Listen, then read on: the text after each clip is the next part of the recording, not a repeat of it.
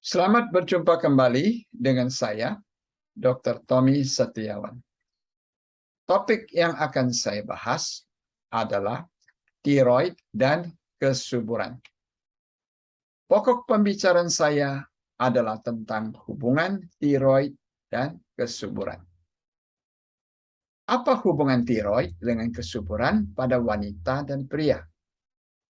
Nah, kelainan fungsi tiroid pada wanita dapat menyebabkan gangguan kesuburan, yakni menstruasi tidak teratur atau menstruasi jarang karena gangguan hormon tiroid yang berdampak pada indung telur dan ovulasi.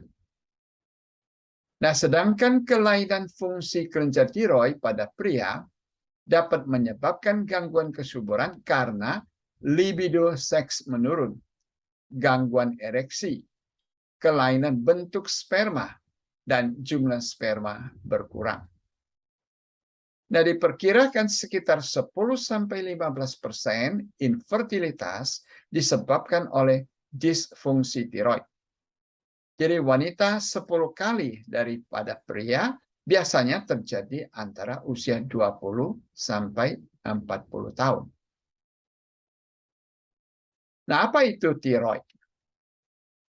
Tiroid adalah kelenjar gondok berbentuk seperti kupu-kupu terletak di leher bagian depan bawah, tepat di bawah Adam's apple, jadi gambar kiri.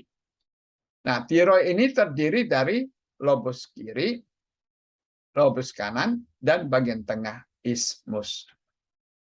Nah, tiroid menghasilkan hormon tiroksin, yaitu T3 dan T4. T3 adalah triiodotironin, T4 adalah tetraiodotiranin. Nah, sekresi hormon tiroid ini distimulasi oleh hormon TSA, yaitu thyroid stimulating hormone, yang diproduksi oleh kelenjar hipofise pada hipotalamus otak. Nah, produksi hormon tiroid T3, T4 diperlukan iodium. Nah, pada hipotiroid, hormon T4 menurun, sedangkan pada hipertiroid, hormon T4 yang meningkat. Nah, hormon tiroid ini yang dihasilkan berfungsi untuk mengatur metabolisme tubuh, pertumbuhan sel dan fungsi sel, kontrol suhu tubuh, denyut jantung, regulasi karbohidrat, protein, lemak, dan kalsium, kalsitonin, serta kesuburan pada wanita dan pria. Nah, apa itu disfungsi tiroid? Disfungsi tiroid adalah kelainan fungsi kelenjar tiroid ada dua tipe, yaitu hipertiroid adalah penyakit Graves dan hipotiroid adalah penyakit Hashimoto. Nah, hipertiroid adalah kelenjar tiroid yang overaktif, menghasilkan terlalu banyak hormon tiroksin, yaitu T3 dan T4. Sedangkan hipotiroid adalah keadaan sebaliknya, di mana produksi hormon tiroid T3, T4 oleh kelenjar tiroid berkurang. Nah, penyebab utama disfungsi tiroid adalah kekurangan iodium, juga autoimun, di mana sistem imun menyerang kelenjar tiroid sehingga menyebabkan hipertiroid atau hipotiroid. Nah, insiden hipertiroid sering terdapat pada wanita usia 20-30 tahun, yaitu sekitar 1% wanita, dan pria jarang. Sedangkan insiden hipotiroid itu lebih sering pada wanita, lebih banyak daripada pria. Umumnya pada wanita setengah tua, yaitu lansia di atas 60 tahun, dengan perbandingan 1:5 wanita. Di Amerika, hipotiroid sekitar 10 juta, yaitu 4,6%. Nah, sekarang apa dampak penyakit tiroid dan disfungsi seksual pada wanita dan pria? Pada wanita, hormon tiroid yang rendah dapat mengganggu ovulasi, yaitu pelepasan telur dari indung telur, sehingga mengganggu kesuburan. Nah, penyebab hipotiroid seperti gangguan autoimun atau gangguan kelenjar hipofise juga dapat mengganggu kesuburan.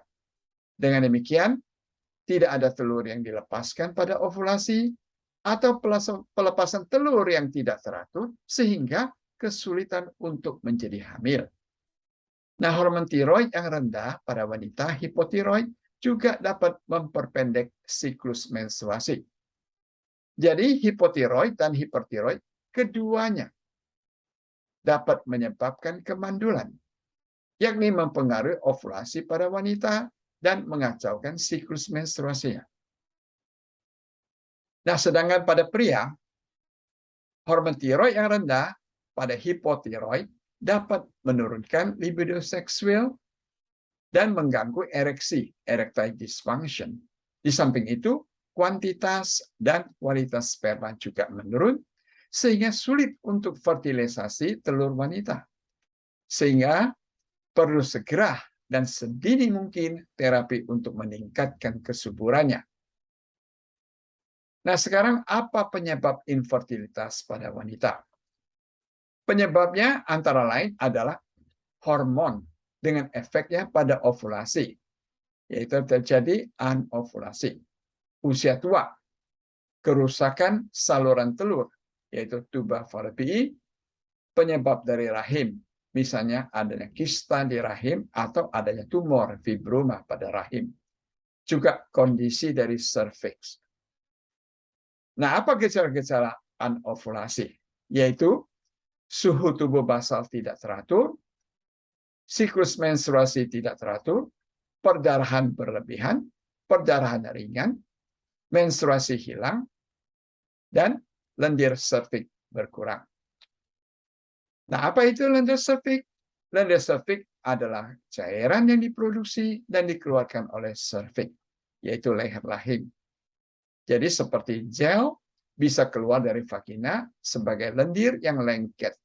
Nah, mirip seperti putih telur yang bisa ditarik memanjang antara ibu jari tangan.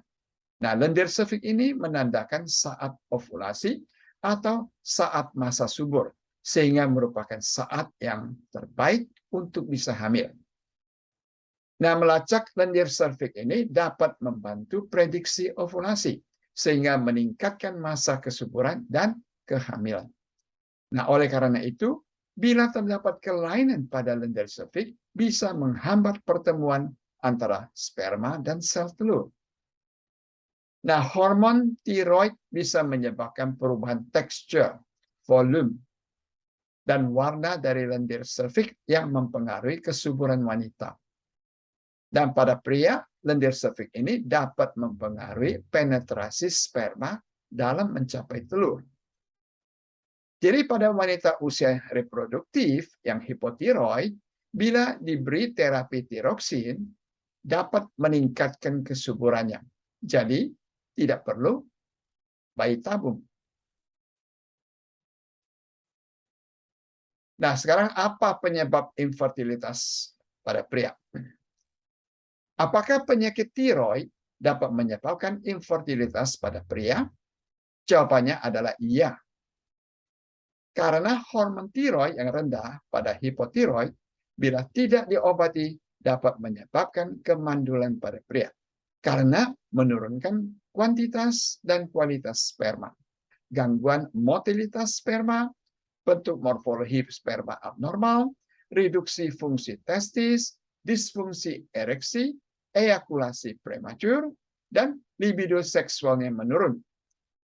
Nah, gambar sebelah kanan ini memperlihatkan untuk penetrasi masuk ke dalam telur, itu diperlukan sperma yang sehat, kuat, dengan gerak, gesit, dan bentuk sperma yang normal. Jadi kemandulan pada pria bisa disebabkan spermanya imatur, bentuknya abnormal, tidak dapat bergerak atau tidak dapat berenang, atau jumlah spermanya tidak cukup banyak. Jadi pada hipotiroid itu dikaitkan dengan penurunan volume air mani, penurunan kepadatan sperma, motilitas, dan morfologi sperma. Sedangkan pada hipotiroid dikaitkan dengan penurunan morfologis sperma. Jadi hormon tiroid T3, T4 memegang peranan penting pada perkembangan dan fungsi dari testis. Jadi kemandulan pria oleh gangguan tiroid dapat diatasi dengan pemberian pil hormon tiroid sintetik. Nah, kapan waktu terbaik untuk tes tiroid? Apa manfaat tes darah tiroid?